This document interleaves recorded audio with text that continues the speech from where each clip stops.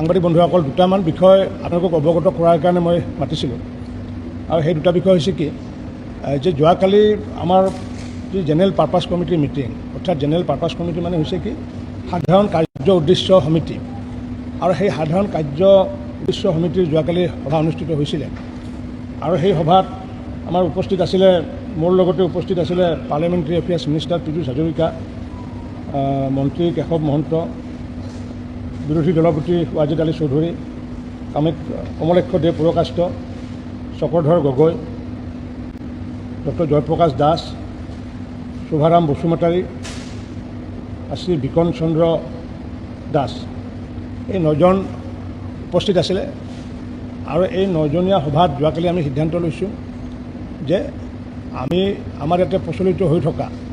যি আমাৰ অসমীয়া ইংৰাজী বড়ো ভাষাৰ লগতে হাউচৰ ভিতৰত আমি ইন এডিশ্যন এই 3টা লেংগুৱেজৰ লগতে আমি হিন্দীটো কালি নতুনকৈ আমি ইণ্ট্ৰডিউচ কৰিছোঁ আৰু যিহেতু এটা সিদ্ধান্ত তেনেকুৱা লোৱাৰ আগে আগে জেনেৰেল পাৰ্পাছ কমিটি মিটিং মাতিব লাগে গতিকে আমি এতিয়া আপোনাৰ বিধানসভাৰ ভিতৰত তাত মানে পূৰ্বতে আছিল 3টা লেংগুৱেজ আছিলে হিন্দীটো নাছিলে আৰু যিহেতু হিন্দী এটা ৰাষ্ট্ৰভাষা গতিকে ৰাষ্ট্ৰভাষাক আমি সন্মান সকলোৱে জনোৱা উচিত যাৰ কাৰণে আমি হিন্দীটো নতুনকৈ প্ৰৱৰ্তন আমি কৰিছোঁ আৰু এই 4টা ভাষাৰ আমাৰ যি পূৰ্বতে যি নামাকৰণ আছিলে